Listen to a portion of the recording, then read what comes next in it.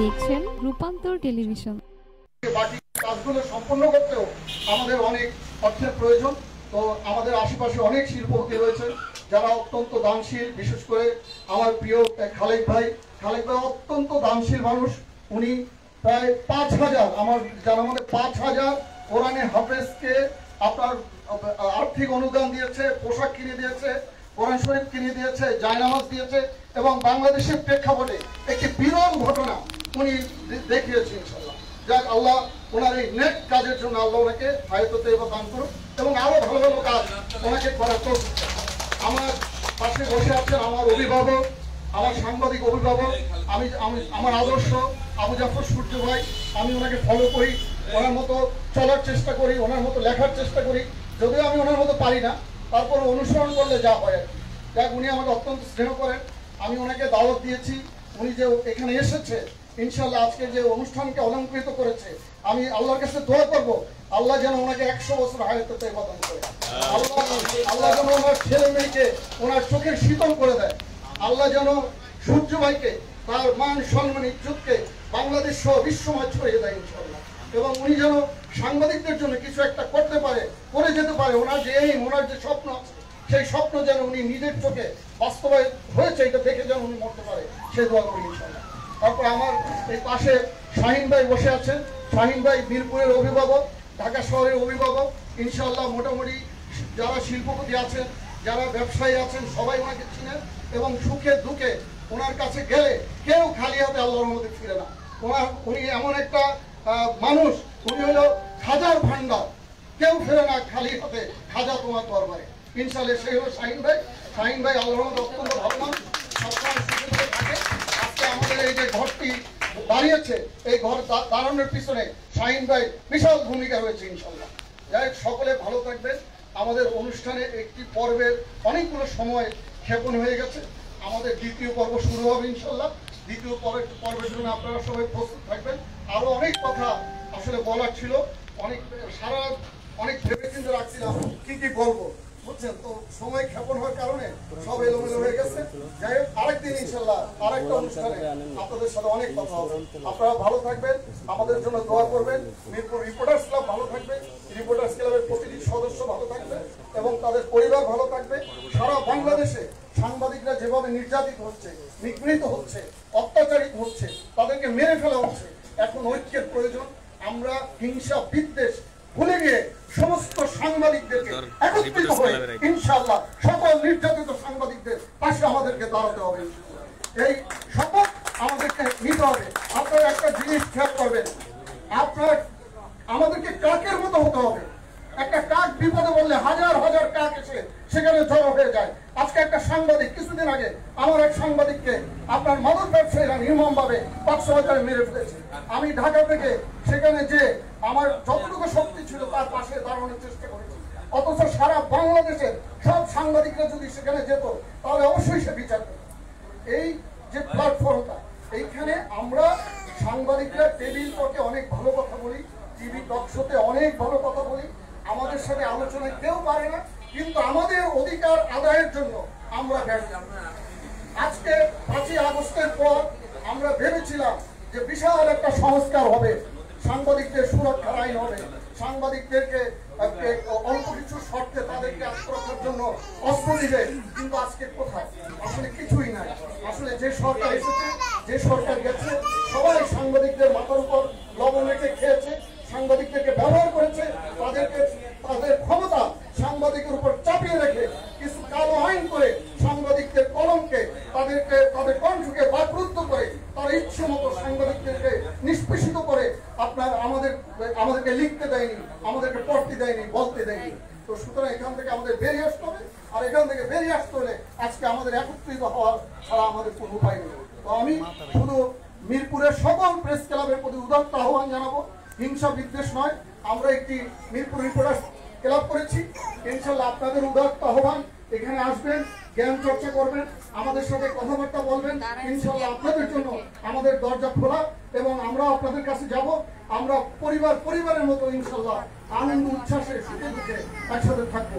সকলকে ধন্যবাদ, সবাই ভালো থাকবেন। আসসালামু আলাইকুম। প্রিয় সাথী, আমাদের মধ্যে ইতিমধ্যে উপস্থিত হয়েছেন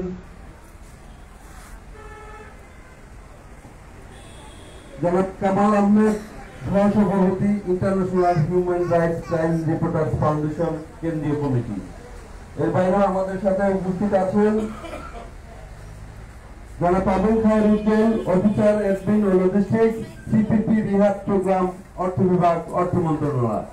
এবং আরো একটি অ্যানাউন্স আপনাদের দিচ্ছি, মিরপুর বিভাগের উপ পুলিশ কমিশনার জনাব মাসিদুর রহমান, উনি এইমাত্র ফোন করেছেন যে উনি পূজার আজকে ওনাদের একটা নির্ধারিত মিটিং আছে, সেই মিটিং এর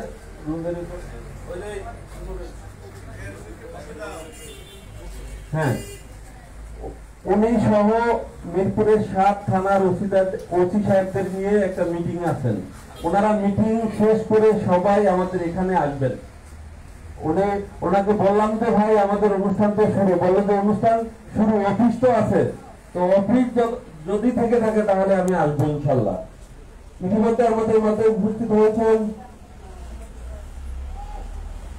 যে পত্রিকাটি বিগত সরকারের আমলে নানা ঘাট প্রতিঘাত পার হয়ে এখনো টিকে আছে, সেই পত্রিকার সম্মানিত নির্বাহী সম্পাদক, দৈনিক পাঞ্জিরি পত্রিকার নির্বাহী সম্পাদক জনাব তালুকদার রবি ভাই এবং অন্যান্য নেতৃবৃন্দরা আমাদের মাঝে উপস্থিত আছেন। এ পর্যায়ে সাংবাদিকতা উন্নয়ন এবং সাংবাদিক সুরক্ষা আইন বিষয়ক সংক্ষিপ্ত আলোচনার জন্য বিশেষভাবে অনুরোধ জানাচ্ছি মোহাম্মদ মিজানুর রহমান মোল্লাকে, সম্পাদক এক্সাম্পল, সভাপতি মিরপুর সম্মিলিত সাংবাদিক বোর্ড। আমরা এতগুলো মানুষ একটু হাততালি দিয়ে তো উৎসাহিত করতে পারি। অনুষ্ঠানটা প্রাণবন্ত হয় কিন্তু হাততালির মাধ্যমে। বিসমিল্লাহির রহমানির রহিম। আমি মিজানুর রহমান মোল্লা, দ্য এক্সাম্পল ইংরেজি পত্রিকার সম্পাদক, মিরপুর সম্মিলিত সাংবাদিক জোটের প্রতিষ্ঠাতা সভাপতি। অনুষ্ঠানের যে মডারেটর সে আগেই টাইম লিমিট বেঁধে দিচ্ছে, সময় খুব সংক্ষিপ্ত, কথা আসলে বেশি বলা যাবে না। আমরা সাংবাদিক, আমরা কথা বিক্রি করেই খাই, আমরা কথাই আসলে জানি, কথা বলতে পারি। এই অনুষ্ঠানের যে উপস্থিত আছেন বাংলাদেশের সাংবাদিকতার দিকপাল, তাকে আইকন বলা হয়, আমার শ্রদ্ধা বড় ভাই ঢাকা সাংবাদিক ইউনিয়নের সাবেক সভাপতি আবু জাফর সূর্য সহ অনেক জ্ঞানী গুণীয় জায়গা আছে, তাদের বর্ণনা দিতে গেলে আমার সময় শেষ হয়ে যাবে। আমি শুধু এতটুকু বলতে চাই, অনেকেই বাংলাদেশে জানে না সাংবাদিকতা কি। সাংবাদিকতার বিষয় হলো journalism is the production of news on the basis of facts and evidence supported by proof. আর একটা দেশ 4টা পিতে চালায়, একটা পি হলো প্রেস, আর একটি হলো পুলিশ, আর একটি হলো প্রিন্টার, আর একটি হলো পলিটিশিয়ান। 4টি একটা দেশ চালায়। ফলে এই জায়গায় সাংবাদিকতা আসলে ইন্টারেকশন একটা পেশা, একটা বুদ্ধিভিত্তিক পেশা, এটা একটা কৌশলী পেশা। যেমন আইনজীবীদের, লয়ারদের কিন্তু কৌশলী বলে। আমরা আইনজীবী জানি, আমরা অ্যাডভোকেট জানি, কিন্তু এদের বেসিক নাম্বার হলো কৌশলী। একজন দারোগা পুলিশের, তার দুই পাশে 2টা ফোন থাকে, একটা পিস্তল থাকে, মিনিমাম 3জন কনস্টেবল থাকে তার সাথে। সেই দারোগার যেগুলো অ্যাক্টিভিটিকে আমাদের একজন রিপোর্টার চ্যালেঞ্জ করে, তার সাথে থাকে একটা নোটবুক, একটা কলম আর প্রেস আইডি কার্ড। তারপরে ওই দারোগা কিংবা ইন্সপেক্টর সে ওই সাংবাদিককে সম্মান করবে, সাংবাদিকের জ্ঞান গরিমা দক্ষতা যোগ্যতার ভিত্তিতে। সাংবাদিকতার উন্নয়ন ব্যাপার হলো সাংবাদিকদের উন্নয়ন। একটা সংগঠন তখনই ফুলে ফুলে সুশোভিত হয় ওই সংগঠনের সভাপতি এবং সেক্রেটারি যদি আপন ভাইয়ের মতো থাকে। আমি তো সময় জানলাম যে রিপোর্টার্স ক্লাব নতুন আঙ্গিকে হচ্ছে, আব্দুল্লাহ মামুনের মতো ঘোড়াবার ব্যক্তি এবং ইসরাফিলের মতো দক্ষ যোগ্য সংগঠক এই সংগঠনের দায়িত্ব নিয়েছে। আমি আশা করছিলাম যে সংগঠনটা আসলে দাঁড়াবে। আর ইতিমধ্যে আমার 2বার দাওয়াত দিচ্ছে, আমি আসলে সময় করতে পারিনি। আমি ছোট্ট একটা কথা বলে শেষ করব। রবীন্দ্রনাথ ঠাকুর তার যুব অবস্থায় জাতীয় সমাজ নামে একটা সংগঠন করছিল। ওই সংগঠনের সভাপতি বানাইছিলেন নেতাজি সুভাষচন্দ্র বসুরে। আর রবীন্দ্রনাথ ঠাকুর সেক্রেটারি আর সভাপতি নেতাজি সুভাষচন্দ্র বসু। নেতাজি সুভাষচন্দ্র বসু অনেক বেশি ব্যস্ত। রবীন্দ্রনাথ ঠাকুর তাকে পরপর 3টে অনুষ্ঠানে দাওয়াত দিচ্ছে, সে আসে নাই। পরবর্তীতে রবীন্দ্রনাথ ঠাকুর নিজে হয়েছে সভাপতি, আর অতিরিক্ত সাধারণ সম্পাদক সে ছিল, তাকে সেক্রেটারি বানালে এই সংগঠনটা খুব সম্প্রসারিত প্রসারিত হয়েছে, সংগঠনটা ভালো লেভেলে চলে গেছে। চতুর্থবার নেতাজি সুভাষ বসুকে দাওয়াত দিচ্ছে, দাওয়াত দেওয়ার পরে সুভাষ বসু আসছে, অনুষ্ঠানে উপস্থিত হয়ে বলছিল, রবি, জগতে বড় কাজ বড় মানুষ দিয়ে হয় না, তুমি আমার রাখছিলে, আসলে আমি পারি নেই, বড় কাজ আসলে বড় মানুষ দিয়ে হয় না। আমাদের এই অনুষ্ঠানের প্রধান অতিথি ডিক্লার না, তারপর আনডিক্লার প্রধান অতিথি আবু জাফর সূর্য, উনি আমাদের একটা প্রোগ্রামে বিশেষ অতিথি ছিল। উনি বলছিল, think big but study small, ছোট ছোট ভাবতে হবে, ভাবতে হবে না ছোট, কিন্তু স্টার্ট করতে হবে ছোট, কিন্তু ভাবতে হবে বড়। ফলে রোমাস্টার বিল্ডিং রবীন্দ্রনাথের একদিনে হয় নাই। আর একটা কথা আছে, আমি ল্যান্ডের উপর মোটামুটি এক্সপার্ট। আমি পাবলিক অ্যাডমিনিস্ট্রেশনে পড়ছি, land management, land settlement, land registration act পড়ে আসছি, ফৌজদারি দণ্ডবিধি কার্যবিধি পড়ে আসছি। এটা হলো পাস করার কারণে পড়া লাগছে। দুটো এল আছে, land or lady belongs to any body, ভূমি এবং নারী কখনো বেদখল থাকে না। একটা সুন্দরী নারীর যদি স্বামী না থাকে, তার যে কোনো কেউ দেখতে নয়। আর একটা জায়গা যদি ফাঁকা থাকে, আমার জায়গা দীর্ঘদিন থাকে, একজন লাইমুলা চাষ করবে, পরে মেহগনি গাছ, পরে বিল্ডিং হয়ে থাকে, যেহেতু ব্যয়বদ্ধতি বাংলাদেশ গভর্নমেন্টের। আর সাংবাদিক information ministry, shipping ministry, information ministry আপন ভাই। ফলে এই জায়গায় আপনারা যদি দখল পেয়ে গেছেন এবং সভাপতি ইতিমধ্যে ডিক্লেয়ার করলো যে 85% কাজ হয়ে গেছে, আর 15% ইনশাল্লাহ হয়ে যাবে। সাংবাদিকদের কোনো পজিটিভ ফাইল আমার জানা মতে কোন আমলা, কোন পুলিশ অফিসার এবং কোন উচ্চতর কর্মকর্তারা নেগেটিভ করার সাহস পায় না। এর পিছনে কারণ কেউই কাবা মসজিদের ইমামের মুয়াজ্জিন না। বাংলাদেশের সরকারি কর্মকর্তারা কর্মচারীরা কি করে, সাংবাদিকরা খুব ভালো জানে, অন্য কেউ না জানলেও। ফলে আমি আশা করব আমার যতটুকু দক্ষতা যোগ্যতা ল্যান্ডের উপরে আছে, যদি আমার সাহায্য সহযোগিতা ঠিক করে, এটা আমি করবো। আর উন্নয়নমূলক কাজের ক্ষেত্রে আমি নিধি সাংবাদিক না, আমি অভাবী সাংবাদিক না, আমি সস্তা সাংবাদিক। আর নেতৃত্ব কর্তৃত্ব করার জন্য অবশ্যই টাকা লাগে। Money is the prerequisite to implement any policy. যে কোনো নীতি বাস্তবায়নের জন্য টাকা হলো পূর্ব শর্ত। এক্ষেত্রেও আমি সহযোগিতা করব। আর সাংবাদিকদের সুরক্ষার যে বিষয়টা, সাংবাদিকরা ঐক্যবদ্ধ হয়ে গেলে, united we strength, divided we fall, মানে বিশ্বাসের একতারই ফল, বিশ্বাসের পতন। যদি আমাদের মধ্যে ডিভাইডেশন থাকে, আমাদের অনেকেই শ্রেণী হবে। সাংবাদিকরা ঐক্যবদ্ধ হলে, আর সাংবাদিকতা যারা আসে, তারা নিজের সমস্যার সমাধান করতে তো পারেই, অন্যের সমস্যা নিয়ে ভাবে।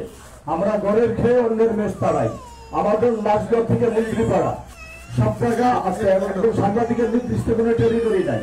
সে যে জায়গা যাবে সেই জায়গায় সে ওয়ার্কিং জার্নালিস্ট। আমি আর আমার কথা বাড়াবো না, কথা আসলে অনেক বলতে পারি। আর এই জায়গা যারা আছে, আমি যাদের সূত্র ছাড়া অন্য অন্য গুলিদের জ্ঞানীদের সম্পর্কে আমার আসলে ধারণা নাই। আবু জাফর সূত্রের সামনে বেশি কথা বলা মানে এটা আমি মনে করি এটা একটা অনাসিটি। আমি আর বললাম না। পরিশেষে অর্থ সংগঠনের সাথে জড়িত সাংগঠনিক যে নেতৃবৃন্দ, তাদের সুস্বাস্থ্য দীর্ঘায়ু কামনা করে, সংগঠনের উত্তরোত্তর সমৃদ্ধি কামনা করে, আমি আপনাদের কাছে শারীরিকভাবে সুস্থতা কামনা করে আমি আমার বক্তব্য শেষ করছি। ওমা তৌফিক ইল্লা বিল্লাহ।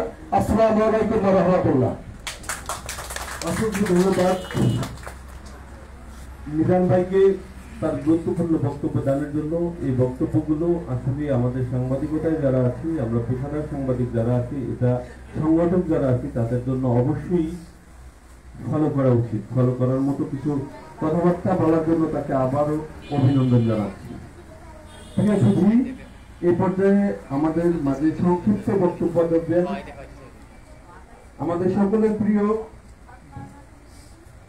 তালুকা সম্পাদক, দৈনিক পাঞ্জেরি পত্রিকা এবং নির্বাহী সদস্য, ঢাকা সাংবাদিক ইউনিয়ন, সাবেক এজিএস সরকারি বাংলা কলেজ ছাত্র সংসদ।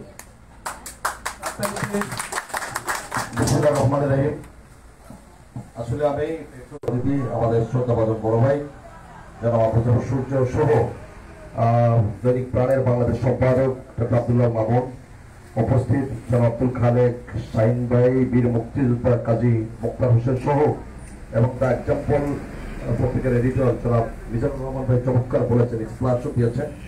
ধন্যবাদ জানাই যে এরকম একটি অনুষ্ঠানে কথা বলার সুযোগ পেয়ে মহান রব্বুল আলামিনের শুকরিয়া আদায় করি। আসলে সাংবাদিকতা পেশা একটি মহৎ পেশা নিঃসন্দেহে। আমি আদর্শিক অ্যান্থ্রোপোলজি স্টুডেন্ট ছিলাম। সূর্য ভাই আমার সম্পর্কে ইনসাইড আউট জানেন। মেধাবী ছাত্র থাকার পরেও কেন সাংবাদিকতা পেশা আসলাম। আমি যখন সাংবাদিকতা পেশা শুরু করি তখন আমি বাংলা কলেজের ছাত্র। এবং এরপরে আমি কলেজ ছাত্র সংসদের এজিএস নির্বাচিত হই, তখন এই প্রেস রিলিজ দিতে দিতে তখন মিরপুরে আমাদের শ্রদ্ধাপ্রদান বড় ভাই সাইদুর রহমান নিউটন জীবিত, মামুন ভাই, তারপরে আমাদের শফিকুল ইসলাম খান মির্জা, এরকম। তো এই প্রেস রিলিজ দিতে সংবাদপত্রের প্রতি কেমন একটা দুর্বলতা কাজ করে, এবং তখন একটা নাম ছাপা যদি হতো, এটা একটা বিশাল ব্যাপার মনে করতাম। এই যে মহৎ পেশা, এরপরে কিছুদিন ইনকলাবে যেমন রেজাউল ভাই ঢাকার সবচেয়ে ওই সময়কার দাপটে যারা অপরাধ বিষয়ক সাংবাদিকতার সাথে জড়িত, পারভেজ খান, রেজাউল, সন্তোষ মন্ডল, এরকম ওনার সাথে পরিচয়ের পরে আমি ইনকলাবে কিছুদিন কাজ করেছি। তখন নিউজ হলে ওই এলাকার মাটি কাঁপা শুরু হয়ে যেত, মাটি কাঁপাকাপি, ভূমিকম্প শুরু হতো। এই সাংবাদিকতা কিন্তু করার নেই। আমরা এখন যে সাংবাদিকতা করি, এটা আসলে সাংবাদিকতা বলা যায় না, আমরা এখন কপি কাট পেস্ট এর উপর নির্ভরশীল হয়ে গেছি। আর আজকে মূল কথায় আমি চলে আসবো যে মিরপুর রিপোর্টার্স ক্লাবের এই যাত্রা এবং একটা সুন্দর অবয়বে একটি অবকাঠামো নির্মিত হয়েছে। এজন্য যারা সহযোগিতা করেছে সবাইকে ধন্যবাদ জানাচ্ছি। আমি এই মাটিরই সন্তান, আমার বাসা কাফরুলে। তো আমি বলবো যারা এটা নেতৃত্বে দিচ্ছে, আমাদের সভাপতি মানে কেউ সহযোগিতার ছোট ভাই, তাদেরকে বলবো যে এই পেশাটা কি যাতে কলঙ্কিত না হয়। আমি সংক্ষেপে যাব, আমি নিজেও আইনের ছাত্র, আমি আর্টিকেল 39 থেকে কথা বলতে পারবো, অনেক কথা বলতে পারবো।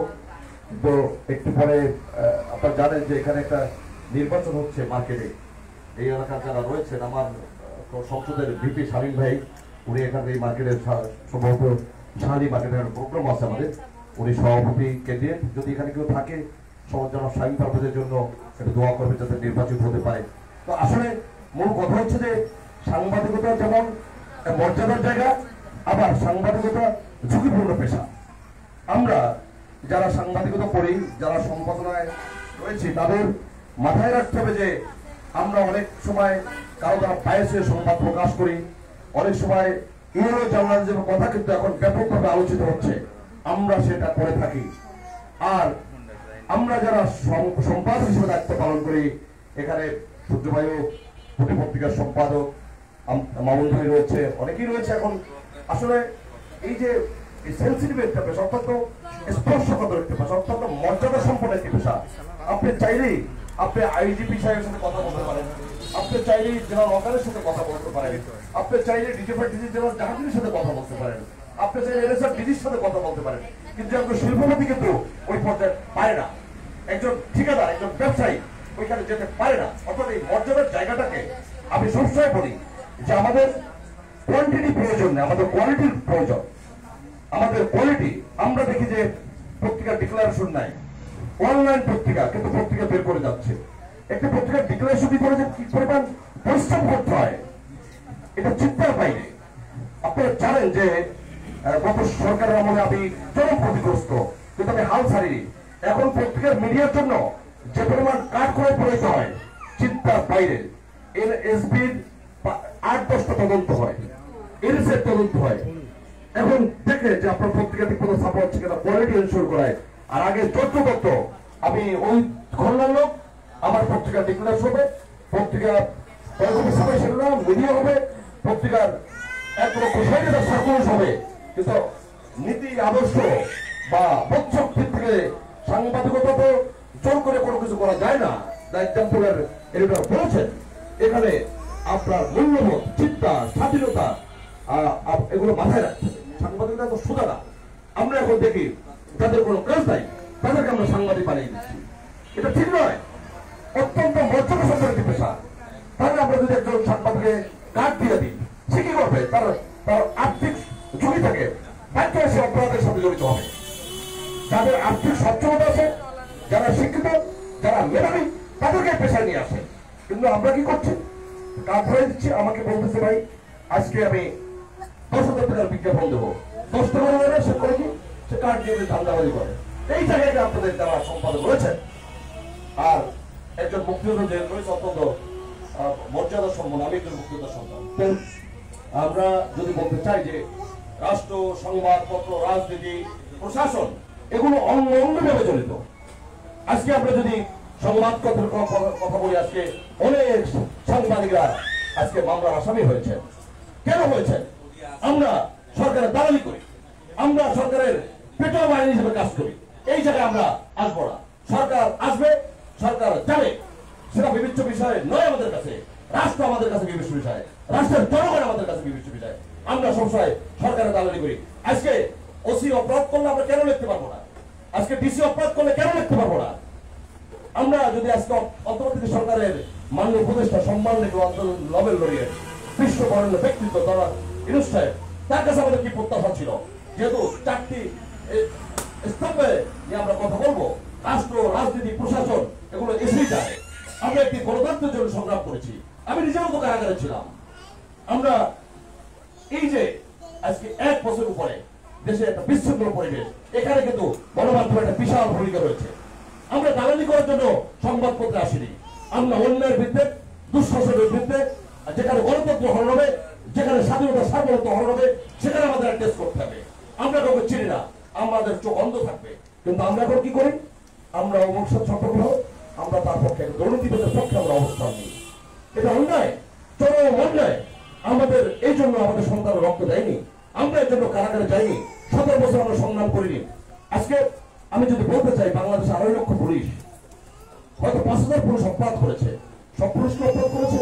নিশ্চয়ই না। আমি সাংবাদিকতা করি, আমার বিরুদ্ধে অপরাধ থাকলে সব সাংবাদিককে অপরাধ করছে? একটি পেশাকে আমরা কলঙ্কিত করার চেষ্টা করছি, এই জায়গাতে আমাদের বেরিয়ে আসতে হবে। সব আর্মি অফিসার খারাপ হয়। আমরা যদি জেনারেল আজিজকে দিয়ে চিন্তা করি, যার ভাইরা সন্ত্রাসী ছিল, যাকে শেখ হাসিনা সরকার সেটা প্রদান করেছে, কিন্তু আমরা যদি জেনারেল ওয়াকারকে চিন্তা করি, তাহলে আমি মনে আমি বলি যে জিয়াউর রহমানের পরে যদি আরেকজন সেনা প্রধান এসে থাকে, জেনারেল ওয়াকারুজ্জামান, তিনি এই রাষ্ট্রকে সেট করেছেন, দেশের স্বাধীনতা সার্বভৌমত্ব সেট করেছে। আমরা সঠিক জায়গায় আসি না, আমরা আমাদের মন গড়া সংবাদ প্রকাশ করি। যাই হোক, আমি অনেক কথা বলে ফেললাম। এক্সাম্পলের সম্পাদক সাহেব ওনার বক্তব্য শুনেছি, চমৎকার বলেছেন। আমরা যে আর্টিকেল 39 থেকে বলি, সূর্য ভাই বলবে, চমৎকার বলে সূর্য ভাই, বিশ্লেষণমূলক মাননীয় বক্তব্য দিচ্ছেন, আমি জানি না। সম্মানিত বীর বক্তৃতা রয়েছে, তারা বক্তব্য আমি জানি না। তা আমি যদি বলি যে আর্টিকেল 39 চিন্তা, বিবেক স্বাধীনতা, বাক স্বাধীনতা, এখন বাক স্বাধীনতা কি? আমার যা মন চায় তাই বলবো, এটাকে বাক স্বাধীনতা বলে না। আমাকে কন্ট্রোল করতে হবে, চিন্তা, চেতনা, বিবেক জাগ্রত করতে হবে। আমাদের সবাইকে একটি জায়গায় আসতে হবে। আমরা অন্যায়কে প্রশ্রয় দেবো না, অপরাধীকে প্রশ্রয় দেবো না, দুর্নীতির বিরুদ্ধে সংবাদ প্রকাশে সাহসী ভূমিকা রাখতে হবে। আর আপনারা যারা মিরপুর রিপোর্টার্স ক্লাবের দায়িত্ব রয়েছে, মেহরবানি করে বলবো, এই মিরপুরে বৃহত্তর মিরপুরে অনেকগুলো এরকম রিপোর্টার্স ক্লাব, প্রেস ক্লাব, এরকম অনেকগুলো হচ্ছে। আসলে এই জায়গায় অনেকে যারা সাংবাদিকতা করে না, তাদেরকে আপনারা এই ক্লাবের মেম্বার করেন, তাহলে কি হলো? এই পেশা কলঙ্কিত হবে। কারণ একজন ঠিকাদারকে যদি আপনার সাংবাদিক বানাই, সেটা এটাকে গুরুত্ব দেবে না, সেই কার্ডটাকে ব্যবহার করবে। এই জন্য আপনাদের সবাইকে একেবারে চিন্তা, চেতনা, আপনারা সবাই শিক্ষিত, স্মার্ট, মেধাবী, সুতরাং এই জায়গায় অ্যাড্রেস করতে হবে। সবাইকে ধন্যবাদ জানিয়ে বিদায় দিচ্ছি। সবাই ভালো থাকবেন। আমি হয়তো বেশি কথা বলে ফেলছি কিনা জানি না, আমার যা মন চায় তাই বলেছি। আমার কাছে মনে হয়েছে এগুলো বলা দরকার, কারণ আমার শরীরে ব্যথা, কিন্তু ব্যথার কথা ডাক্তারের কাছে না বললে ডাক্তার তো আমাকে কোনো চিকিৎসা করতে পারবে না। আমাদের মূল জায়গায়, সব জায়গায় আমাদের অ্যাড্রেস করতে হবে। আজকে পেশা চরম ভাবে কলুষিত হচ্ছে। আমি রাত্র 2টা-3টা পর্যন্ত কাজ করি, 18 ঘন্টা পরিশ্রম করে পত্রিকা বের করি। তো আরেকজনে এমনি সাংবাদিক হয়ে গেল, সে ধান্দাবাজি করে গেল, এটা সাংবাদিকতা নয়। এই পেশাকে বাঁচিয়ে রাখতে হবে। আমরা যারা এখানে রয়েছি সম্মিলিত ভাবে সবাইকে, যেখানে দেখবো ইউরো জ্বালানি হচ্ছে, যেখানে অপরাধ করছে, আমরা তদন্ত করতে ব্যবস্থা নেই, তাহলে এই রিপোর্টার্স ক্লাবের পূরণ দিতে হবে। সবাইকে ধন্যবাদ জানিয়ে বিদায় দিচ্ছি। বাংলাদেশ জিন্দাবাদ। অনেক অনেক ধন্যবাদ জানাচ্ছি তালুকদার রুমি ভাইকে তার দিক নির্দেশনামূলক বক্তব্যের জন্য। আসলে এই বক্তব্যগুলো সাংবাদিকতার সাথে যারা আমরা যুক্ত আছি তাদের জন্য পথ প্রদর্শক হিসাবে কাজ করবে। প্রিয় সুধী, এ পর্যায়ে সুস্থ সাংবাদিকতা এবং প্রকৃত সাংবাদিকরা কিভাবে ব্যবসায়িক ক্ষেত্রে ভূমিকা রাখতে পারে সেই বিষয়ে বিশেষ সংক্ষিপ্ত বক্তব্য দেওয়ার জন্য বিশেষভাবে অনুরোধ করছি জনাব আব্দুল খালেক সাহেবকে, চেয়ারম্যান খালেক চ্যারিটি ফাউন্ডেশন, ব্যবস্থাপনা পরিচালক, Z Wells Homes private limited.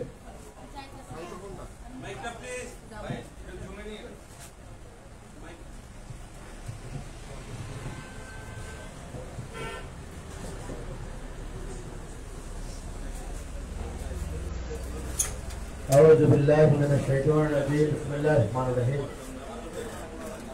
Mirpur reporters club আয়োজিত ত্রিবার্ষিক উদযাপন উপলক্ষে আজকের এই আলোচনা সভা মতবিনিময় সভার সম্মানিত সভাপতি শ্রদ্ধেয় ডক্টর আব্দুল্লাহ মামুন ভাই, উপস্থিত রয়েছেন সর্বজন শ্রদ্ধেয় সাংবাদিকতার গুরু, যার কথা আমরা সবাই শুনছি, আবু জাফর সূর্য ভাই সহ আজকের অনুষ্ঠানের বিশিষ্ট অতিথিগণ, প্রিয় সাংবাদিক ভাই বোন, আসসালামু আলাইকুম ওয়া রাহমাতুল্লাহি ওয়া বারাকাতুহু। আমি আব্দুল খালেক। ব্যক্তি জীবনে আমি একজন ব্যবসায়ী, রিয়েল এস্টেট ব্যবসা করি। পাশাপাশি আমাদের একটি ফাউন্ডেশন রয়েছে, এই খালেক চ্যারিটি ফাউন্ডেশন। আমি সেই ফাউন্ডেশনটির চেয়ারম্যান হিসেবে কাজ করছি। মূলত একজন ব্যবসায়ী হিসেবে, একজন সমাজসেবক হিসেবে আমাদেরকে আমন্ত্রিত করে সম্মানিত করেছেন, সেজন্য আয়োজক কর্তৃপক্ষ মহোদয় সহ সবাইকে শ্রদ্ধা জ্ঞাপন করছি। ব্যবসায়ীদের আসলে নানান কষ্ট দুঃখ বলার জায়গা থাকে না। আমি নিজে একজন রিয়েল এস্টেট ব্যবসায়ী হিসেবে সেদিন আমাদের যারা দাওয়াত দিতে গিয়েছেন বড়দেরকে বলছি যে ডেভেলপার ব্যবসা ঢাকা শহরের সবচেয়ে বড় মৌচাক। এখানে সাংবাদিকরা মনে করেন সব টাকার বস্তা, এখানে ঢিল মারি। পুলিশ প্রশাসন মনে করে এখানে সব কাহিনী টাকা বস্তা, এখানে একটু খোঁচা মারি। রাজুক মনে করে এখানে তো সব ভ্যালুয়েশন, এখানে একটু গোটা মারলেই তো টাকা। সন্ত্রাসী ভাইয়েরা, চাঁদাবাজ ভাইয়েরা যারা আছেন তারা মনে করেন টাকার সব ব্যবসা তো রিয়েল এস্টেটে, এখানে গুতা মারলে কোটি টাকা। বিনয়ের সাথে বলি, আজকের এই শহর নান্দনিকতা, শৈল্পিকতা যাই বলেন, এই শিল্পের হাত ধরে এসেছে। আবার এখানেও অনেক বদনাম রয়েছে। আমরা জানি যে গত 2022 সালের আগস্টে আমাদের ঢাকার যে ডিফেন্স এরিয়া প্ল্যান ড্যাবের যে সংশোধনী হয়েছে, সেটা একটি বৈষম্যমূলক ড্যাব সংশোধন হয়েছে। সাংবাদিক সিনিয়র ভাইরা জানেন, সে নিয়ে বহু রিট হয়েছে রাজুকে, যে কারণে আমরা যারা মধ্য আয়ের মানুষের জন্য ফ্ল্যাট করছি, আমাদের জন্য এখন বিষয় একটা ব্যাপার হয়েছে। আমি ব্যবসায়ী বলে ব্যবসায়ী কথাই বলি, আমরা বলি যে একটা ফ্ল্যাটে আমরা যারা বসবাস করি, আইদার ভাড়া অথবা কিনে, 190টি আইটেম লাগে। যে 190টি আইটেমের সাথে বর্তমানে 2 কোটি মানুষ জড়িত। সে 2 কোটি মানুষ বেকার হয়ে আছে 2 বছরে। আমরা ব্যবসায়ীরা ক্ষতিগ্রস্ত। আপনার সাংবাদিকগণ, প্রিয় ভাইদের কাছে আমাদের অনেক বলার কথা থাকে, কিন্তু যেহেতু একটু সুযোগ পেয়েছি কথা বলার, বলবো যে এই ড্যাব সংশোধনী নিয়ে একটি বৈষম্যমূলক ড্যাব হয়েছে, যেটি আপনারা জেনে থাকবেন। আমাদের মিরপুরে 6 তলার বেশি প্ল্যান করা যাবে না। 10 কাঠা জায়গার মধ্যে 2 থেকে 2.5 কাঠা ভবন করতে পারবো। আপনি আমার যদি 10 কাঠা জায়গা থাকে, আমার পাশের বাড়িওয়ালা 10 তলা ভবন করেছেন, 5টা ইউনিট করেছেন, সেখানে আমরা মাত্র 2 কাঠায় 1টি বা 2টি ইউনিট করতে পারবো। এই বৈষম্য থেকে দূর হওয়ার জন্য আপনাদের সহযোগিতা কামনা করছি। প্রিয় সাংবাদিক ভাইরা, আপনাদের পেশাটা কতটুকু ঝুঁকিপূর্ণ, কতটুকু দায়িত্বশীল রাষ্ট্রের জন্য, সেটা আমরা জানি।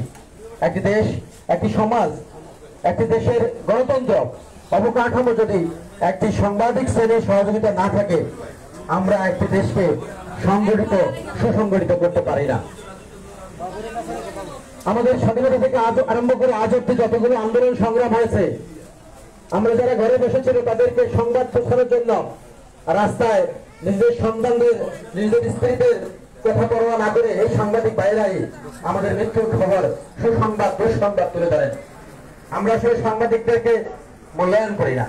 সাংবাদিকরা আমাদের জাতির, আমাদের সমাজের আয়না, আমাদের অন্ধকার রাতের আলো। আমরা যারা মনে করি এটি কি পেশা, সেই পেশাটিকে কতটুকু মূল্যায়ন করতে হয় আজকে পৃথিবীর বুকে যদি আমরা তাকাই। আজকে যে কোনো দেশের একটি রাষ্ট্র, একটি সরকার তার সাংবাদিকদের উপরে নির্ভর করে, নিউজ প্রিন্ট মিডিয়ার উপর নির্ভর করে অনেক কিছু ঘটে থাকে। আজকে আধুনিক যুগে আমাদের সাংবাদিকদের যে নীতি নৈতিকতা থাকা দরকার, সেটার জন্য আমাদের সিনিয়র সাংবাদিকদের অনেকগুলো দায়িত্ব রয়েছে। আমাদের পূর্ববর্তী বক্তারা তো বলেছেন যে সাংবাদিকদের একটা কার্ড দিয়ে আমার কাছে পৌঁছ, আমার সাংবাদিক এসেছেন বছর খানিক আগে, যে আপনার প্রজেক্টে ব্যাপক ডেভিয়েশন, আমরা আজকে কমপ্লেন করবো। 3-4 দিন ফোন, আপনার সাথে বসবো। কোথায় বসবো? আসেন, অফিসে আসেন। আমাদের মিরপুরে বহু সাংবাদিক ভাইদের সাথে পরিচিত আছে, ওনারা আসেন না, আপনার সাথে আমরা একটু বাইরে বসবো। তো ওনারা বলছে আমার দুজন সাংবাদিক উত্তরা বাসা মিরপুর ব্যবসায়ী কল্যাণ সমিতি আপনাদের সাংবাদিক কল্যাণ সমিতি নানান বিধিকিচ্ছা করে একরকম হিপনোটাইজ 1 সপ্তাহ ধরে চালানোর পরে এদের আগে শেষ পর্যন্ত ওনারা কোনো টাকা যায় না। ওনাদের একটা সংগঠন আছে, যেহেতু জানি আপনি খালেদ ফাউন্ডেশনের চেয়ারম্যান, ওখানে একটা মোটরসাইকেল আমাদেরকে দিয়ে আমরা মানুষের কল্যাণে কাজ করছি। আমি কথা একটা লোকের সাথে বলছি, রিসেন্টলিও আমি আমার ভাইদেরকে বলেছি যে আমাদের ব্যবসায়ীদেরকে প্রচুর নামে দামে পত্রিকার নাম শুনে নেই কার্ড পাড়ায়, ভিজিটিং কার্ড পাড়ায় নানান রকম বিরক্ত করে। এটা হয়তো আমি সাহস করে বলেছি, অনেকেই পুলিশের যন্ত্রণা, সন্ত্রাসী যন্ত্রণা, ইউনিয়ন সাংবাদিকদের যন্ত্রণা এগুলো বলে না। সাংবাদিক একটা ইনস্টিটিউট, একটা রাষ্ট্রের প্রাণ, একটা রাষ্ট্রের আয়না। এই আয়না যদি কালি পড়ে, আমরা কিন্তু আসলে ভাঙা আয়নাতে মুখ দেখা পছন্দ করি না। জাতিকে গঠনে আপনাদের ভূমিকা অনেক। আমরা তোফাজ্জল হোসেন মানিক মিয়ার কথা শুনেছি, ইত্তেফাকের প্রতিষ্ঠাতা। ওনার নামে আজকে মানিক মিয়া অ্যাভিনিউ। বাংলাদেশের কোন পুরুষ কোন জগতে না জানবে? তার মানে কত বড় একটা শ্রদ্ধেয় মানুষ ছিলেন বলে একটা রাষ্ট্রের সংসদ ভবনের মূল ফটকের মূল রাস্তাতে ওনাদের নামে হয়েছে। এটা কি বড় সম্মানের নয়? আমি বিনয়ের সাথে আজকের এই সাংবাদিক ভাইদেরকে অনুরোধ করব, এই সুন্দর জায়গাটি সরকার দিয়েছেন, এটিকে আরো প্রশস্ত করে এটিকে একটি ইনস্টিটিউটে প্রতিষ্ঠিত আপনারা রূপান্তরিত করেন। যারা নতুন সাংবাদিক আসবেন, সিনিয়র সাংবাদিককে নিয়ে মাসে 1-2টা ট্রেনিং করেন, সাংবাদিকতা পেশার ভূমিকা দায়িত্ব তাদেরকে অনুধাবন করেন, সার্টিফাইড করেন। তারা এই সার্টিফাইড, আপনারা যারা মিরপুর বা প্রেস ক্লাবের নেতারা আছেন, যে একটা নির্দিষ্ট পত্রিকার নাম নিয়ে সাংবাদিকতা করলে আসতে হবে না। যেমন লয়ার, অ্যাডভোকেট পাশ করলেই শুধু মানে অ্যাডভোকেট হয়ে যায় না, তাদেরকে নিবন্ধিত পরীক্ষা দিতে হয়। জাতীয় প্রেস ক্লাব এবং আপনাদের এইসব ন্যাশনাল ওয়াইজ অথবা লোকাল যে সাংবাদিক প্রতিষ্ঠানগুলো আছে, সেখানে নিবন্ধিত না হলে সাংবাদিকতা পেশায় কোনো কার্ড দেখায় কোনো কাজ করতে পারবে না। এরকম একটা ব্যবস্থা করলে আমার মনে হয় যে এগুলো সাংবাদিকতার কথা আসছে, সেগুলো সমাধান হবে। আমন্ত্রিত করার জন্য আবারও ধন্যবাদ জানিয়ে আমি আমার সময় আপনাদের সাথে এই যতটুকু পেয়েছি কৃতজ্ঞতার সাথে স্মরণ রাখবো। ধন্যবাদ। আসসালামু আলাইকুম ওয়া রাহমাতুল্লাহ। অনেক অনেক ধন্যবাদ খালেদ ভাইকে তার গুরুত্বপূর্ণ বক্তব্য দানের জন্য। প্রিয় সুধী, যার বক্তব্য শোনার জন্য বিশেষ করে সাংবাদিকরা অধীর আগ্রহে অপেক্ষা করছি, সেই সাংবাদিক নেতা, সাংবাদিক দিকপাল আমাদের মধ্যে উপস্থিত আছেন। এরপর থেকে একটু কৃতজ্ঞতা স্বীকার করতে চাই, আমাদের মাঝে উপস্থিত হয়েছেন ABM Golam Morshed, manager Trade Care International. আর উপস্থিত আছেন আমাদের এলাকার বড় ভাই আনোয়ার হোসেন ভাই, আছেন সেন্টু ভাই, রাজু ভাই, আছেন রিঙ্কু ভাই সহ আমাদের যে ভাইয়েরা আমাদের সাথে যুক্ত হয়েছেন, তাদেরকে আমাদের এই আয়োজন থেকে জানাচ্ছি কৃতজ্ঞতা ও অভিনন্দন। প্রিয় সুধী, যার বক্তব্য শোনার জন্য সাংবাদিকরা দীর্ঘ সময় অপেক্ষা করে সিরিয়াল দিয়ে থাকে, সেই সাংবাদিক নেতা এবং সাংবাদিকতার বাংলাদেশের দিকপাল, জীবন্ত কিংবদন্তি আমাদের মাঝে উপস্থিত হয়েছেন। আমরা কৃতজ্ঞ। এখন আজকের এই বিষয় নিয়ে বিস্তারিত সংক্ষিপ্ত আলোচনার জন্য বিশেষভাবে অনুরোধ জানাচ্ছি জনাব আবু জাফর সূর্য ভাই, সাবেক সভাপতি, ঢাকা সাংবাদিক ইউনিয়ন।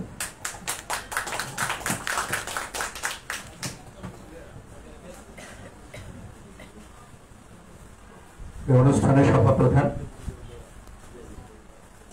এবং আমার এই সারিতে যারা আছেন, সামনের সারিতে যারা আছেন, এদের মধ্যে আমি আগেই বলে নিচ্ছি, দুঃখ প্রকাশ করছি, ক্ষমা চাচ্ছি, সবার সাথে আমার ব্যক্তিগত পরিচয় নাই। তারপরও শুনেছি এখানে একজন বীর মুক্তিযোদ্ধা রয়েছেন, তাকে স্যালুট, অভিবাদন।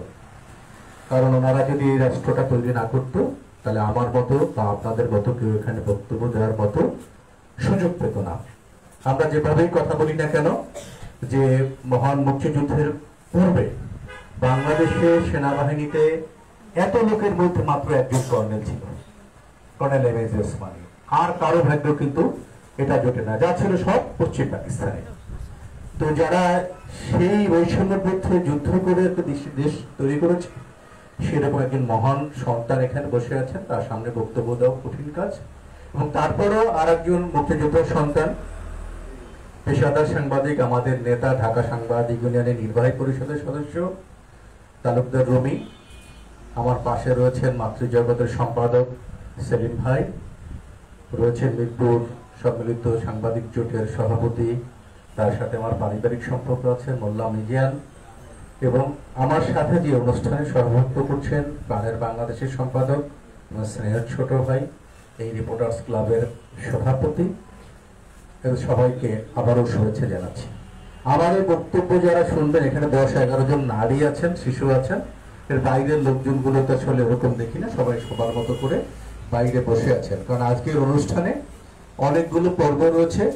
তো আমি যখন মাঝে মাঝে বক্তৃতা দেই বলি, যখন দুপুর হয়ে যায়, অনেক জায়গায় শেষ বক্তা হই, তখন বলি যে ক্ষুধার রাজ্যে পৃথিবী গদ্যময়, পূর্ণিমার চাঁদ যেন ঝলসানো রুটি, কারণ খাবার আগে আর পরে আমাকে দেওয়া হয় বক্তৃতা দেওয়ার জন্য। তখন আর আমার বক্তৃতা কেউ শুনতে চায় না, তখন খাবারের ওই দিকেই তাকিয়ে থাকে। এখানে অনেকের বক্তব্য শুনেছি, চমৎকার চমৎকার করে কথা বলেছেন, গুছিয়ে কথা বলেছেন। তালুকদার রুমি সাবেক ছাত্র নেতা যে চমৎকার করে গুছিয়ে কথা বলেন, সে কিন্তু আমার এখন নেতা, আমি তো সাবেক। এখানে মোল্লা মিজানুর রহমান সে চমৎকার করে কথা বলেছেন, এবং সভাপতি তো কথা বলেছেন। আমি আজকে ওরকম ইনফরমাল কয়েকটা কথা বলতে চাই, কারণ আমার কথা এখন আর অনেকের ভালো লাগবে না। যে শিশুটি এখন এখানে হাঁটছে, সেই শিশুটি আমার কথা বুঝবে না, ভবিষ্যতে হয়তো দেশের প্রধানমন্ত্রী হবে কিংবা রাষ্ট্রপতি হবে। যে নারী এখানে বসে আছেন, সে বুঝেন অনেকগুলো কথা তার সংসার করতে কিভাবে কষ্ট হয়, সে বুঝে আমার কথা, তার সাংবাদিকতার কথা ভালো লাগবে না। কিন্তু আমি একজন সাংবাদিক, আমার যে নারী আমার সাথে সংসার করে, যে আমার স্ত্রী, সে বোঝে সাংবাদিকদের কষ্ট, কারণ তার কাছে কিন্তু আমি স্বামী। সে তার রুজি চায়, তার সন্তানের স্কুলের বেতন চায়, কলেজের বেতন চায়, সকালে স্কুলে যাবে তার গাড়ি ভাড়া চায়। তার কাছে আমার সাংবাদিকতা করি, রাস্তাঘাটে সাংবাদিক সাহেব আসেন, আপনারা তো জাতির বিবেক, জাতির আয়না, কত কিছু বলে। কিন্তু রমির ওয়াইফ বোঝে, কিংবা মামুনের ওয়াইফ বোঝে, কিংবা সেলিম বা মিজানের ওয়াইফ বোঝে যে তাদের স্বামীরা কি জিনিস। তার কাছে কিন্তু সমাজ নাই, তার কাছে স্বামী। আমার যে সন্তানটি আছে, আমার যে মা, সে আমি সাংবাদিক কিনা আমার মায়ের কাছে কিন্তু সেটা দেখার বিষয় নাই। আমি তার সন্তান, আমার মায়ের ওষুধের পথ্যটা আমার জোগাড় করে দিতে হবে, আমার সন্তানের স্কুলের বেতনটা আমাকে জোগাড় করে দিতে হবে। কিন্তু আপনারা যারা এই সমাজে অন্যান্য পেশার মানুষ রয়েছেন, সাংবাদিকদের এদিকে গেলেই ওদিকে গেলেই নানা কথা বলে। তারা কি ফেরেশতা নাকি? সাংবাদিক কি ফেরেশতা নাকি? সাংবাদিক যেভাবে জন্ম নিয়েছে, আপনারা কি সেভাবে জন্ম নেননি, নাকি অন্যভাবে নিয়েছেন?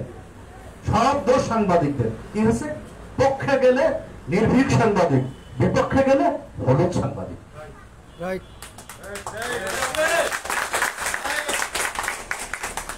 আরে ভাই, এই সাংবাদিকরা কিভাবে চলে, কিভাবে পড়ে? কোন রাজনৈতিক নেতা একদিন রাস্তায় মিছিল করেছে যে সাংবাদিকদের বেতনটা ঠিক মতো করে দাও? একটা উদাহরণ রয়েছে? কোন ব্যবসায়ী গেছে বরং কথাবার্তা বলে, এত বড় চ্যাপ্টা চ্যাপ্টা কথা পায়, কথা বলার সময় আর কেউ কথা বলে না। আমি এখানে একজন মুক্তিযোদ্ধাকে সম্মান করে অভিবাদন কথা বলছি। ওনারা কি একদিন দাঁড়িয়েছেন, একটা দেশ বানিয়েছেন, সেলুট। সাংবাদিকরা মানুষ না? তাদের সমাজ নাই, তার স্ত্রী নাই, সন্তান নাই, মা নাই, বাবা নাই, ভাই নাই, বোন নাই, তারা বাতাস খেয়ে চলবে, তারা পেট নেই তো। এই রাষ্ট্র 53 বছরে সাংবাদিকদের পক্ষে কোন আইন তৈরি করতে পারে নাই। আমরা নিজেরা সাংবাদিকরা সমালোচনা করে বলি যে আপনার গার্মেন্টসের 3টা মেয়ে এখানে যদি আন্দোলন করে, আমরা বড় করে নিউজ ছাপি। আমরা 1000 সাংবাদিক যদি এখানে মিছিল করি, একটা এই যে পত্রিকার সম্পাদক আছে, আমাদের পরিচয় করে সম্পাদক, আমি হলাম স্ত্রী সম্পাদক, এই যে সম্পাদক রয়েছে, এই যে সম্পাদক রয়েছে, এরাও ছাপে না। ঠিক এই সাংবাদিকরা অর্থের অভাবে জীবন চালাবে কেমনি সেটা না পড়ে ব্রিজের কাছে গিয়ে হাত দিয়ে আত্মহত্যা করে। মাত্র 1 মাসের মধ্যে 2টি ঘটনা ঘটেছে, একটি খুলনা, একটা ঢাকাতে। সুবিধাটা কি জানেন? সুবিধা হলো সাংবাদিকদের এরকম একটা উপজেলার কথাই বলি, উপজেলার চেয়ারম্যান ইউনিয়নের সাথে দেখা করার জন্য বারান্দায় ঘুরে, ঢুকতে ভয় পায়। একজন সাংবাদিক ইউনিয়নের সাহেব সামনে যাওয়ার সময় বলে, কি খবর মিজান সাহেব, কই আসেন না তো, চা খেয়ে যান, কফি খেয়ে যান। ওই চেয়ারম্যান দেখ, আরে বাবা, আমি যেতে পারি না স্যারের কাছে, স্যার তো মিজান সাহেব রে। আর মিজান সাহেব কিন্তু চেয়ারম্যানের পিছিয়ে করে। এটা ভাব আছে না? ঠিক জেলায় যারা সাংবাদিকতা করে, ডিসির কাছে উপজেলা চেয়ারম্যান বারান্দায় করে দেখা করতে পারে না। তো ডিসি সাহেব যখন সামনে যায়, দেখা গেছে রুমি সাহেব তালুকদার রুমি সাহেব কই, আপনার তো অন্তত 15 দিনে আমার সাথে একবার একটু চাও খেলেন না। আরে বাবা উপজেলা চেয়ারম্যান দেখে যে আরে বাবা ডিসি তো পারে ছাড়া কিছু বলে না। ঠিক আমরা যারা কেন্দ্রে সাংবাদিকতা করি, মন্ত্রী যখন হেঁটে যায় তখন সূর্য সাহেব কই আপনার তো রমেশও আপনাকে দেখলাম না, ভাই একটু আসেন না একদিন চা খাই। ওনারা দেখলে আরে বাবা কি ভাব খানা, এই ভাব দিয়ে কি পেশ হবে? আমার সন্তানের স্কুলের বেতন হবে?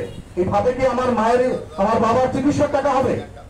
সমাজের কোনো অংশ বলে না তারা কি অন্য জগতের মানুষ, এলিয়েন, উপগ্রহের মানুষ? আজকে আমি আমার সাংবাদিকদের কথা বলতে আসছি, এই সন্তানটি যদি মনে রাখে যে সাংবাদিকদের এই অবস্থায় কষ্টে আছে, তাহলে অন্তত পক্ষে দায় বলতে পারবো যে আমি অন্তত আমার কথা বলতে পারছি, আমার কষ্টের কথা বলতে পেরেছি, আমার বেদনার কথা বলতে পেরেছি। এখানে অনেকে কথা বলেছেন, কিভাবে বলেছেন সাংবাদিকরা অনেক জায়গায় যায়। আমি এখানে বলতেছিলাম 53 বছরে বাংলাদেশের কে সাংবাদিক না তার জন্য আইন তৈরি হয় নাই, তার দায় আমারও আছে, কারণ আমিও ঢাকা সাংবাদিক ইউনিয়নের সভাপতি সাধারণ সম্পাদক ছিলাম। আমি সেই আইন করতে পারি না, সেই ব্যর্থতা আমারও রয়েছে, কিন্তু আমি আবার সেটা বলি, বুকে হাত দিয়ে বলি আমি তার জন্য আন্দোলন সংগ্রাম করছি। কে সাংবাদিক না সেটা তো নির্ধারণ করতে হবে রাষ্ট্রের। একজন শিক্ষক পেশায় কিভাবে যোগ্যতা হয় শিক্ষক বলা যাবে, সহকারী শিক্ষক বলা যাবে, তাকে সিনিয়র শিক্ষক বলা যাবে, কিভাবে প্রধান শিক্ষক হবে, একজন লেকচারার কিভাবে সহকারী অধ্যাপক হবে, সহকারী অধ্যাপক কিভাবে সহযোগী অধ্যাপক হবে, সহযোগী অধ্যাপক কিভাবে অধ্যাপক হবে, একজন আমলা প্রশাসনে সিনিয়র সহকারী সচিব যেখানে আপনার ম্যাজিস্ট্রেট বলেন, সেখান থেকে কিভাবে উপসচিব হবে, উপসচিব থেকে কিভাবে যুগ্ম সচিব হবে, যুগ্ম সচিব থেকে কিভাবে অতিরিক্ত সচিব হবে, অতিরিক্ত সচিব থেকে কিভাবে কোন যোগ্যতায় সচিব হবে, তা রাষ্ট্র নির্ধারণ করে দিয়েছে। আমাদের সাংবাদিকদের জন্য সেই ধরনের আইন রাষ্ট্র সংসদ বলে না। আর প্রত্যেকে এসে নাজিল হয় রাজনীতিবিদরা, কেমনে নাজিল হয়? প্রিয় সাংবাদিক ভাইয়েরা, আপনাদের কাছে জাতির মাধ্যমে জানাতে চাই, এবার সাংবাদিকরা কি হয়? কবেকাল তোকার ভাই ছিল, ভাবছো একদিনও তাদের জন্য ওইরকম কথা বলে আর কি, যে সাংবাদিক ভাইয়ের আমার জাতির বিবেক আপনারা, তারা তো বাতাস খেয়ে বাঁচবে, আকাশের ঠিকানায় চিঠি দিও। আরে ভাই এখন বেসিক কথাটা বলি, এখন খুব দুঃখের কথা বলেছি। সমাজটা হচ্ছে রাষ্ট্র ব্যবস্থার মূল জায়গা, পরিবর্তন করতে হয় সমাজকে। সমাজের মধ্যে যে ক্ষত থাকে, যেমন একটা মানুষ বা আমি, আমার এই শরীরটা দেখছেন কি সুন্দর একটা পাঞ্জাবি গায়ে দিয়ে আসছি, অনেকে ভালো লাগবে অনেকে ভালো লাগবে না, কিন্তু এই শরীরের এই জামার নিচে একটা শরীর আছে, শরীরের মধ্যে হয়তো ক্যান্সার আছে, আপনি দেখেন না, আমিও দেখেন না। ক্যান্সারকে কিন্তু আমি খাওয়াই, পড়াই, গোসল করাই, ঘুম পাড়াই, এই ক্যান্সার কি লালন পালন করি, কিন্তু সে কিন্তু আমাকে ক্ষতি করে মৃত্যুর দিকে নিয়ে যাচ্ছে। সমাজে ওরকম কিছু ক্যান্সার রয়েছে, ক্ষত আছে। ক্যান্সার কখন হয়? ক্ষতটা কি? ক্ষতটার বাংলা ইংরেজি শব্দ হচ্ছে আলসার। আলসার যদি না ছাড়ে মানে নিরাময় না হয়, সেটাকে বলা হয় ক্যান্সার। ক্যান্সার ছাড়ে না। তাহলে সমাজের এই ক্ষতগুলো আগেই, ক্যান্সার হওয়ার আগেই এই যে ডায়াগনোসিস করা, মানে ডাক্তারের কাছে যখন আপনি যাবেন, ডাক্তার কিন্তু আপনাকে পরীক্ষা নিরীক্ষা দেবে, মানে রোগ নির্ণয় করবার জন্য, তারপর চিকিৎসা দেবে। সাংবাদিকরা হচ্ছে সেই রোগ নির্ণায়ক, একটি সমাজের, একটি রাষ্ট্রের, একটি সমাজ, এবার সরকারের। আমরা চাই লিখি তথ্যটা, রোগটা উত্থাপন করি যে এই খালের মধ্যে, এই নদীর মধ্যে এই পরিমাণ দুর্নীতি হয়, এই পরিমাণ চাঁদাবাজি হয়, এই পরিমাণ লুটপাট হয়, এই পরিমাণ পরিবেশ দূষণ হয়, আমরা সেটা লিখতে পারবো, জানাতে পারবো, মানে রোগটা জানাতে পারবো। চিকিৎসা করবার দায়িত্ব হচ্ছে রাষ্ট্রের, রাজনীতিবিদদের, সরকারের। সরকার সেই চিকিৎসাটা করল না, তাহলে একসময় আমরাই হতাশ হয়ে যাই। এই যে ডেভেলপার ব্যবসায়ী যে উনি ডেভিয়েশন করেছে, ডেভিয়েশন করার কারণটা কি? রাজুকে গিয়ে টাকা দিয়ে 10 লাখ টাকা 20 লাখ টাকা দিয়ে প্ল্যান পাস করতে হচ্ছে। ওই প্ল্যানের টাকাটাও তো তার এই স্কোয়ার ফিটের উপরে দামটা ফেলতে হবে, তো ফেলতে হলে সেখানে অনেক ঝামেলা আছে। আমরা বলতে পারি কি যে উচ্চতার কথা বলেন, ভাড়ের কথা বলেন, এগুলো আমরা লিখতে পারি। অন্যরা কেউ লেখে? আমরাই লিখেছি, সাংবাদিকরা লিখেছেন, টাকা দিয়ে আসছেন যে একবেলা খান, নিজের খেয়ে পরের বনের মোষ করানো, এটা আমাদের কাজ। কিন্তু আমাদেরকে ভাববেন, যখন এই ক্ষতটা বলে দেই যে এই খালের মধ্যে এই ঝামেলাগুলো আছে, এই খালের মধ্যে মাটি কেটে মাটি ফেলে দেয়, এটা আমরা যখন লিখি, যখন রাষ্ট্র ব্যবস্থা গ্রহণ না করে, তখন মানুষ নিরুৎসাহিত হয়, আমরাও নিরুৎসাহিত হয়। লিখলে লাভটা কি? রাষ্ট্র তো ব্যবস্থা গ্রহণ করলো না। রাষ্ট্র যখন ব্যবস্থা গ্রহণ না করে, তাহলে একদিন, 2 দিন, 3 দিন পরে দরকার নাই। তাহলে আমার দরকার কি? আমি একটা ভালো খেয়ে যাই, আমি একটা ফোন নিয়ে যাই। তাহলে এই ডায়াগনোসিস, রোগ নির্ণয় করার পরে ডাক্তার চিকিৎসা না করতে পারে। আবার বলি, যদি যথাযথভাবে রোগ নির্ণয় করা যায় সঠিক পরীক্ষা নিরীক্ষার পরে, তাহলে ক্যান্সারের জন্য MBBS স্পেশালিস্ট, সাধারণ MBBS ডাক্তারের যথেষ্ট, প্রফেসর লাগে না, কারণ রোগটা আগে নির্ণয় করা হয়েছে। তাহলে পাঞ্জেরি পত্রিকায়, প্রাণের বাংলাদেশ, মাতৃজগৎ, দ্য এক্সাম্পল, এদেরকে সংবাদ প্রকাশ করবার পরে যখন কোনো ব্যবস্থা গ্রহণ না করবে সমাজে, তাহলে এই রোগটা জানাবার পরে তা কি হবে? যা আছে সেভাবে চলুক, আমি এত খারাপ হবো কেন, আমি হুমকির মধ্যে হবো কেন? আমার সাংবাদিকরা বলে ঝুঁকির মধ্যে, হ্যাঁ ঝুঁকি আছে বলে এই পেশায় আছি, জেনে বুঝে আসছি এই পেশায়। আপনি ইসরায়েলের কথা বলেন, এখন ইসরায়েল কোথায়? ফিলিস্তিনিতে, গাজাতে 100-র উপরে সাংবাদিককে এবার মেরে, এই যে 1 বছরের মধ্যে মেরেছে। আমরা কথা বলছি 100-র উপরে বলেছি।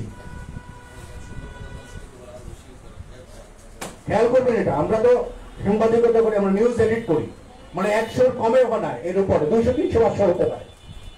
আমরা কথা বলছি কিন্তু জেনে শুনে, কিন্তু তার জন্য বলা, কারণ এটা আমি পেশে নিয়েছি।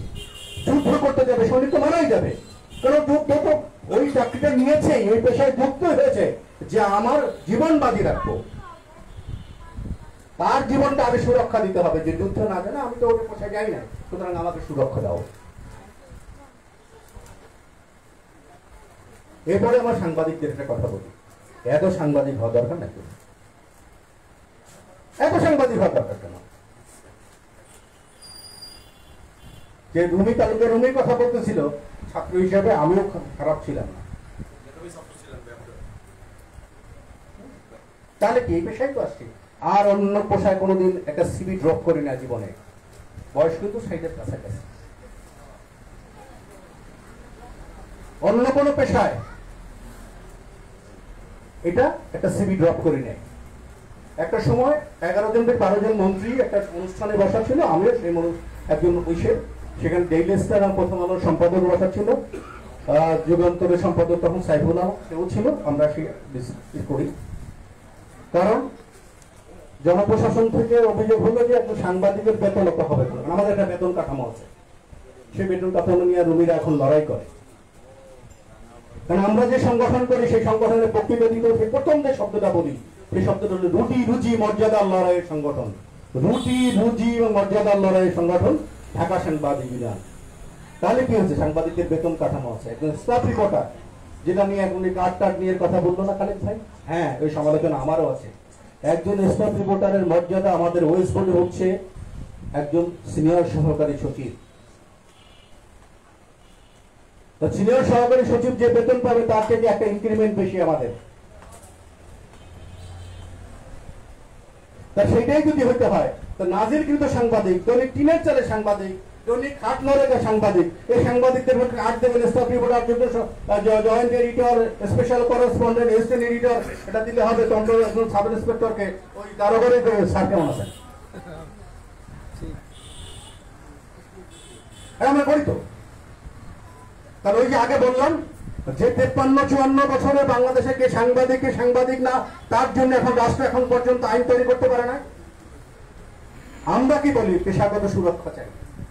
যে আপনি রাস্তায় গাড়ি চালান, আপনার গাড়ি চালান, আপনি ড্রাইভার, আপনার যেমন সুরক্ষা দরকার আছে, আপনার দোকানদারি করেন, আপনার যেমন ব্যবসায়িক সুরক্ষা দরকার আছে, আমার তো সাংবাদিক এই পেশাগত সুরক্ষার প্রয়োজন আছে। সেই সুরক্ষার জন্য কি আইন চাই। আবার স্বাধীনতার কথা বলেন, স্বাধীনতা নিজেই স্বাধীন নয়। যেন আপনি চাইলে কি সবকিছু বকে দিতে পারবেন? আমরা সাংবাদিকরা এডিট করি, মানে সম্পাদনা করি। দুঃখিত, আমার কথা রেকর্ডিং হচ্ছে, তারপরে বলি, একজনকে আপনি কুত্তর বাচ্চা বলতে পারবেন না, প্রয়োজনে কুকুর ছানা বলেন, একই অর্থ। মানে আমরা ওই কুত্তর বাচ্চাটা থেকে কুকুর ছানাতে নিয়ে যাই বললেন। এটা কুত্তর বাচ্চা যখন বলবেন, তখন তো খাঁচে খাঁচে একটা থাপ্পড় দিতে ইচ্ছা হবে। আর কুকুর ছানা যখন বলবেন, ভাবতে ভাবতে কিন্তু আপনার মাথা ঠান্ডা হয়ে যাবে, যে ঘটনা কি বললো। তাহলে সমাজটাকে আমরা ওখান থেকে, ওই যে আপনার রেগে যে শব্দটা বলবেন, গালিটা দিবেন, সেখান থেকে আমরা কুকুর ছানা আনবার জন্য চেষ্টা করি। এভাবে শেষ করতে চাই। আমি বোঝাই বলছি, আমার কথা ভালো লাগবে না। আমরা সাংবাদিক, আমরা মানুষ, আমরা ভুলের ঊর্ধ্বে নই। জন্ম নিয়েছে পৃথিবীতে, ভুল সঠিক নিয়ে জন্ম নিয়েছে। ফেরেশতাও নেই, শয়তানও নেই। তবে একজন সাংবাদিককে পক্ষ বিপক্ষের বিষয় আছে, সাংবাদিক অবশ্যই নিরপেক্ষ নয়। আবার বলছে, সাংবাদিক অবশ্যই নিরপেক্ষ নয়। সাংবাদিক সত্য এবং ন্যায়ের পক্ষে।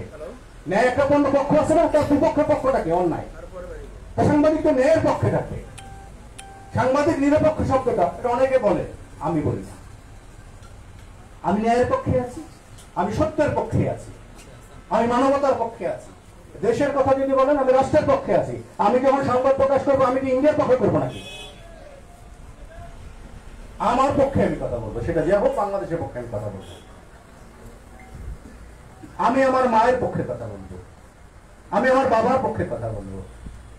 হ্যাঁ, আমার মা, সে আমার ধারণ করেছে, তার ভুলগুলো আমি বাদ বলবো, কিন্তু সে তো আমার মা, এই সত্যটা তো জানাবো। অনেক কথা বলছি, ইনফর্মাল কথা বলবো। এখানে যে সংগঠনটা হয়েছে, এক্সাম্পলের এডিটর একটা কথা বলেছে, আমি ওইটা প্রায় সময় বলি। পৃথিবীতে সবচেয়ে বড় ধর্ম বৌদ্ধ ধর্ম, মানে সংখ্যায়, এমনি কথা বলছি না। প্রত্যেকের ধর্ম, যারা 3 জন ধর্ম বললো, সেটাও তার কাছে সঠিক ধর্ম, ওইটাই তার কাছে। কারণ সে সকল বড় বড় ধর্ম বাদ দিয়ে 3 জনের পক্ষে যেটা আছে সেই ধর্ম গ্রহণ করে, তার কত বিশ্বাস। মুসলমান ধর্ম, আমাদের মোহাম্মদ সাল্লাল্লাহু আলাইহি ওয়াসাল্লাম একা শুরু করেছে ইসলাম। গৌতম বুদ্ধ একা ধ্যান করে বৌদ্ধ ধর্ম শুরু করেছে। তাহলে থিঙ্ক বিগ, স্টার্ট স্মল। আপনি ছোট করে শুরু করে বড় হবে। বাংলাদেশে যতগুলো রাজনৈতিক সংগঠন দেখেন, খুব বড় আকারে যেটা শুরু হয়েছে সেটা কিন্তু ছোট হয়ে গেছে, আর যেটা ছোট আকারে শুরু হয়েছে সেটা কিন্তু বড় হয়েছে। খুব অতি সম্প্রতিও দেখবেন, আমি নাম উল্লেখ করি বলছি না, অতি সম্প্রতি রাজনৈতিক ভাবেও এরকম ঘটনা ঘটেছে। সমাজকে, সভ্যতাকে যদি এগিয়ে নিতে চায়, গণতন্ত্র এবং গণমাধ্যম, গণতন্ত্র এবং গণমাধ্যম একই মুদ্রার এপিঠ ওপিঠ, অথবা একই হাতের এপিঠ এবং ওপিঠ, এরা হাত ধরাধরি করে চলে।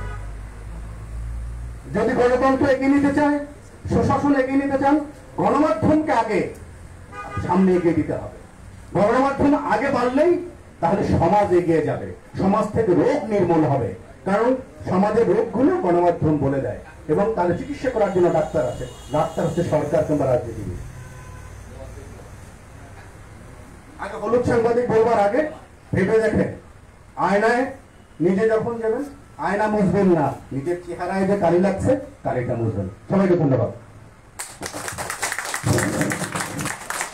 মন্ত্রমুগ্ধভাবে আমরা শুনেছি আমাদের প্রিয় সাংবাদিক নেতার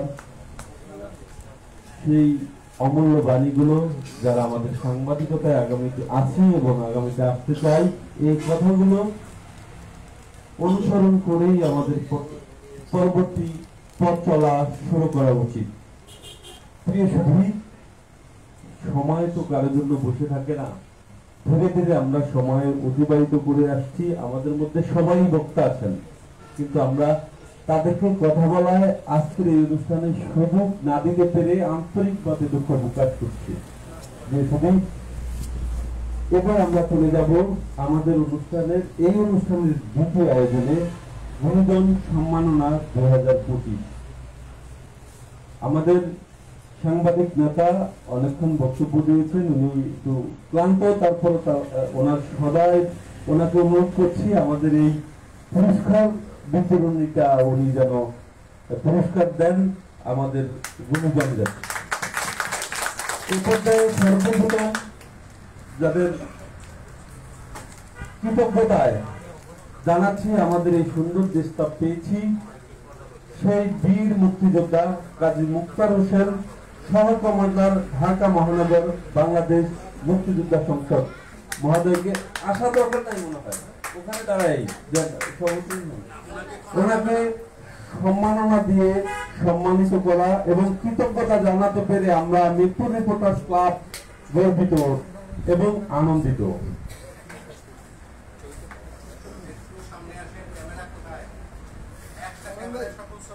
সামনে আসেন কেন? সবাইকে সুযোগ দেন, আমরা একটু তাড়াতাড়ি করব। আমরা অনেকগুলো পুরস্কারও এখন স্কিপ করে যাব। প্রিয় সুধী, এ পর্যায়ে আজকের অনুষ্ঠানের সম্মানিত সভাপতি, মিরপুর রিপোর্টার্স ক্লাবের সম্মানিত সভাপতি এবং দৈনিক আমার প্রাণের বাংলাদেশ পত্রিকার সম্মানিত প্রকাশক এবং সম্পাদক মহোদয়কে বিশেষ সম্মাননা দানের জন্য প্রধান অতিথি বা আমাদের সাংবাদিক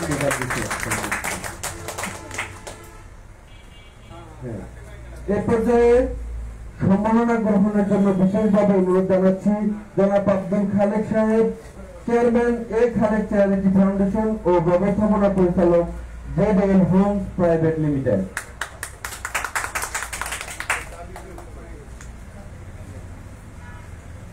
এ পর্যায়ে সম্মাননা স্মারক গ্রহণের জন্য বিশেষভাবে অনুরোধ জানাচ্ছি আমাদের সাংবাদিক নেতা, আমাদের বড় ভাই জনাব তালুকদার হোমে, LLB LLL নির্বাহী সম্পাদক দৈনিক পাঞ্জাবি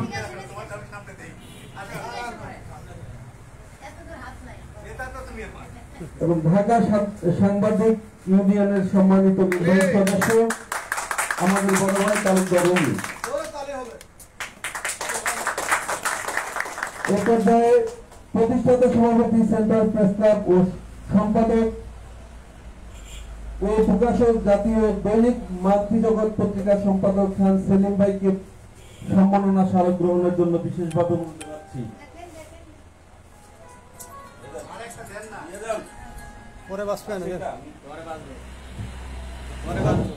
সোজা করে দেন, উড়ান উড়ান, এটা উড়ান।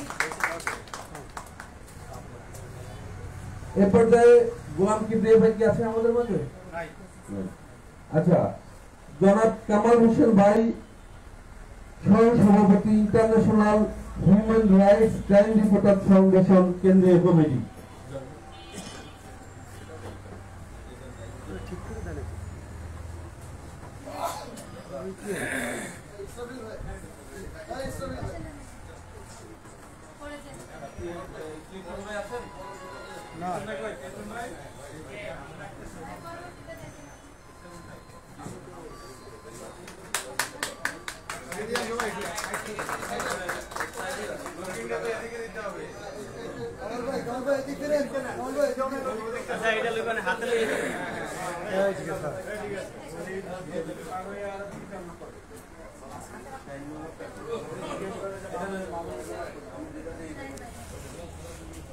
প্রিয় সুধী, এ পর্যায়ে সম্মাননা স্মারক গ্রহণের জন্য বিশেষভাবে অনুরোধ জানাচ্ছি বিশিষ্ট ব্যবসায়ী জনাব শাহিন মামাকে, আমার মামা শাহিন ভাই।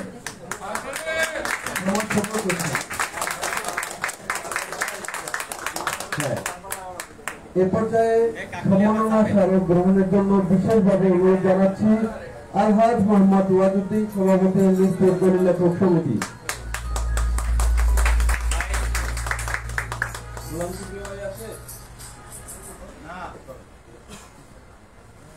প্রিয় সুধী, তরুণ রাজনীতিক ও সমাজসেবক মোহাম্মদ সোহেল রহমান ভাইকে সম্মাননা স্মারক গ্রহণের জন্য বিশেষভাবে অনুরোধ জানাচ্ছি।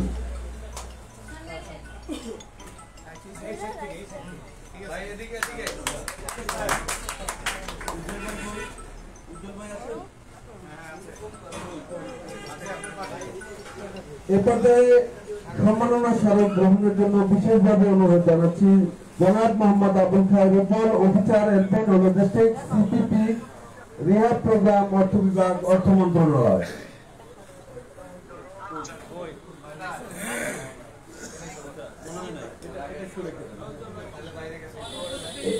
এ পর্যায়ে ABM Golam Morshed, manager Trade Care International ভাইকে সম্মাননা স্মারক গ্রহণের জন্য বিশেষভাবে অনুরোধ জানাচ্ছি।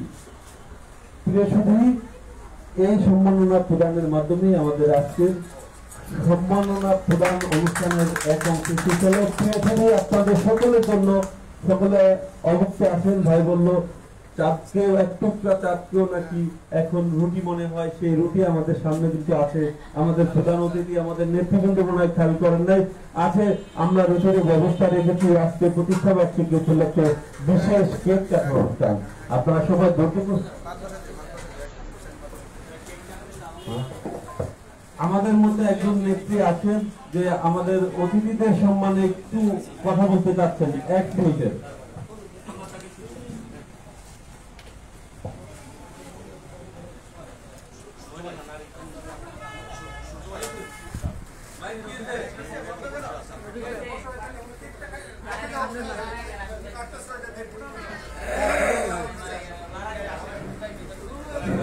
হ্যালো, আসসালামু আলাইকুম। আমি আমার গুরুজনদের সম্মানার্থে একটু সালাম বিনিময় করতে চাচ্ছি। আশা করি আপনারা সবাই একটু জাস্ট 1 মিনিটের জন্য আমার কথাটা শুনবেন। আমি এডিএম আশরাফ আলী খান, প্রাক্তন সাংবাদিক, শামীম আক্তার খান। আমি সাংবাদিকতাটা হচ্ছে শুরুর একটি দিন। আজকে আমি শুরুটা দেখার জন্য সবার কাছে এসেছি, সবাই বলছি, সবাইকে সম্মান দেওয়ার জন্য। অ্যাকচুয়ালি আমি চাচ্ছি আপনারা সবাই যেহেতু শুরু করেছেন এই জিনিসটা যাতে অনেক বড় হয় এবং আপনাদের পথ চলাটা যাতে সুবিধা হয়। থ্যাংক ইউ সবাইকে। আপনারা দেখতে পাচ্ছেন নিউজ রিপোর্টার্স ক্লাবের 3য় প্রতিষ্ঠা বার্ষিকী উপলক্ষে কেক কাটার আয়োজন হচ্ছে। ভাবি কেক কাটেন রিপোর্টার্স ক্লাবের আইডিতে একটু নাও ডেলি কেমন হবে?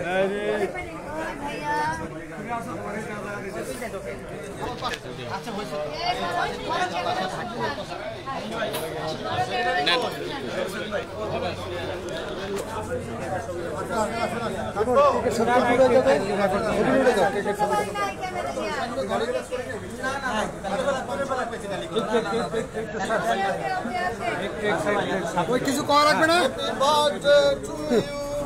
Mirpur reporters club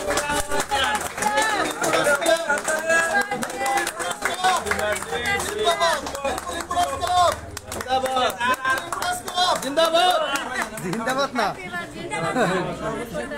Mirpur reporters club উদ্বোধন।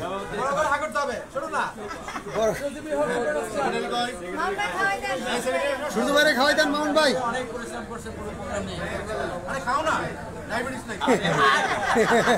নিজে সেক্রেটারি আপনি খাই দিতে পারেন। শুধু ভাই কই যায়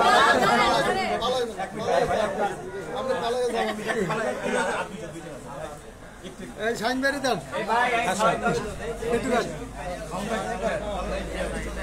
সভাপতি ভাই, সভাপতি সাহেব, শাইন বেরি এদিকে দেন, এদিকে দেন ভাই, ছেড়ে দেন।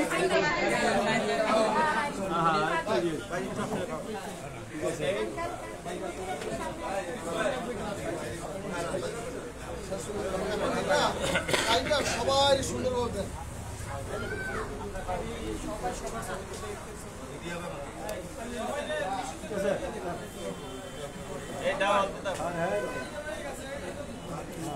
এইটা একটু ধরো, আমি একটু যাই। কোনো